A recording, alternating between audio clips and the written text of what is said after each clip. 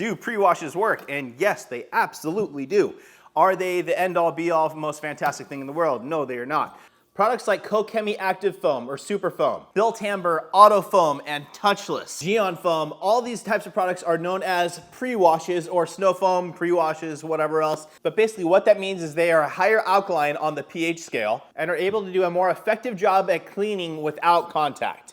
Now there's been a lot of talk about pre-washes lately on the internet. I've seen videos from Chicago Auto Pros all the way to Pam the Organizer and everything in between. Now some people say they don't make much of a difference at all, and other people say they work phenomenally well, and I sit somewhere in the middle. For example, if your car is coated with a high-end ceramic coating and things already don't stick to it as much, even if you have a lot of buildup on the paint, a pre-wash is going to do a fantastic job breaking that stuff down and rinsing it away because it's already not adhering quite as much to the paint anyways. On the other side of that though, if your car is not protected, doesn't have any wax on it, things like that, you go through a bug storm and stuff sticks to the front end, a pre-wash is going to help dissolve that, but it's not going to completely do the job without having to go in for a contact wash. So you kind of have to go into this with a realistic expectation.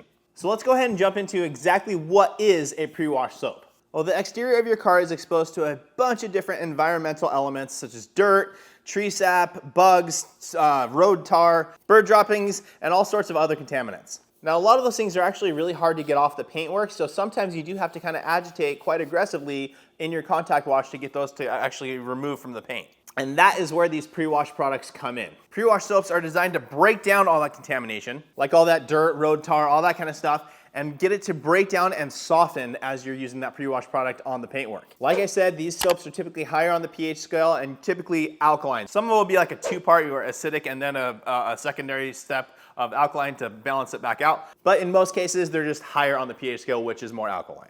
Now, when you use a pre-wash soap, you typically apply it to a dry surface. And the reason you do that, you don't want to rinse the car first. The reason for that is you want that soap to penetrate, get onto the paintwork and penetrate all those contaminants that are on the paint. If you rinse the car down first and then apply the soap, basically what that's going to do is dilute the product down even more. You want to leave it at the strength that you're shooting for so that you can get the most effective result from it. After that, you're going to let it dwell for a little bit of time. You don't want it to dry onto the surface, so make sure you're doing it out of direct sunlight and things like that. But you're going to let it dwell onto the surface, and then you can rinse it away. Now, I have two different cars I'm going to be showing you in this example. One of them is a Jeep Rubicon that was out for a off-road trip, so it has plenty of dirt on it and plenty of bugs as well. The other car is a Lexus, and that car went on a trip from San Diego up to the Canadian border and back. So tons and tons and tons of bugs got smashed onto this thing, and they sat on there for about a month before the car was brought to me. Now, neither of these cars are ceramic coated, so this is going to be a really good representation of what you can actually expect from just the pre-wash. Not the added benefits of the ceramic and then it rinsing away, but just straight pre-wash. Okay, so here's the first vehicle. It's a Jeep Rubicon. Again, it just came back from an off-roading trip. So I'm going to be using the pre-wash on just half of it. We're gonna go ahead and look over the front end here. And as you guys can see, it is covered in little bugs and bees and everything else that just got smashed onto the front end of this thing. So like I said, I'm going to foam down half of the hood and half of the car, and then we're gonna let that dwell. The reason we're doing that is after the dwell time, I'm gonna go ahead and rinse both sides, and we'll be able to tell, hey, you know, from that initial rinse, did the pre-foam actually break that stuff down and help it rinse away? So here we go. The initial dwell time is done. I'm gonna go ahead and start rinsing. And as you can see, it is definitely making a difference. Is it a miracle solution? No, it is not. Again, these cars are not ceramic coated. If it was ceramic coated, I think it'd be even a better result. But in this case, not ceramic coated. So as you can see, things are coming off a lot easier than on the side that is not, that did not get the pre-wash. But again, even the side that with the pre-wash, there's still stuff. It still needs to have a contact wash after.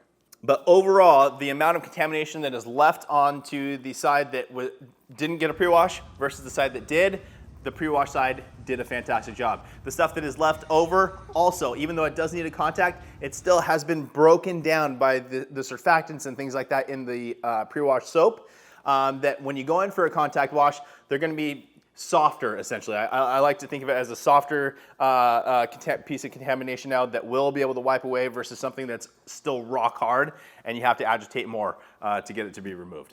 Now let's move on to car number 2. I really like this one because it is a dark colored car and it's gonna show us everything, right? So same thing here, guys. I'm gonna start off with a full pre-wash on this vehicle. I know it needs it, right? So I just started doing the whole thing. And again, I'm gonna let that dwell for about 5 minutes probably. Again, don't let it dry on there, but you wanna let it dwell for a good amount of time so it has an opportunity to actually break down all the contamination. So once again, I'm gonna go ahead and rinse this all off now, and I'm gonna take you guys back into especially the front end here so we can see if it made a difference. And just like before, again, this car is not ceramic coated. It removed a lot of stuff, but there's definitely still a ton of contamination on the front of this, on the front bumper of this car.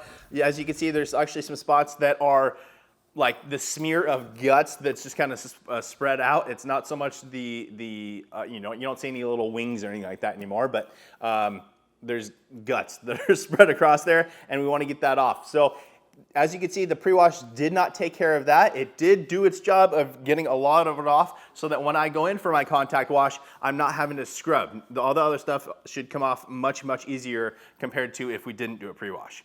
Now, as a bonus, in this situation where there's still a good amount of contamination on that front end, I'm actually gonna go grab some Kokemi Green Star.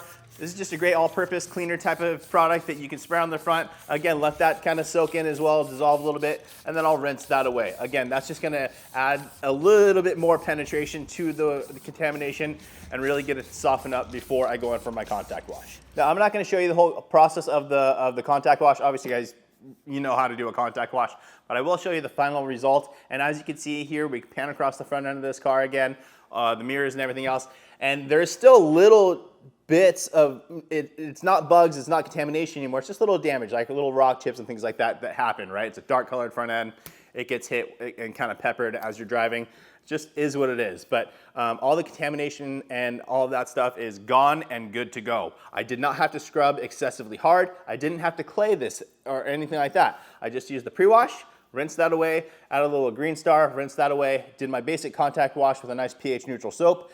I actually used the Kokemi gentle snow foam in this case, but any pH neutral soap should do well for you in that case. And the car came out looking fantastic. So the bottom line is, do pre-washes work? And yes, they absolutely do. Are they the end-all, be-all, most fantastic thing in the world? No, they are not. Also, because they are higher on the pH scale, they can potentially break stuff down, so you don't want to use them every time. That's why I really, really like Kokemi Active Foam. It's a 9.5 pH, so it's not crazy on that pH scale. Like Super Foam is a 12, some other ones are 12s, the Built Hammers are up there. So Active Foam kind of sits in that mid-range at 9.5. But from my experience, again, I haven't tested these side by side, but just anecdotally, Active Foam works so well for me.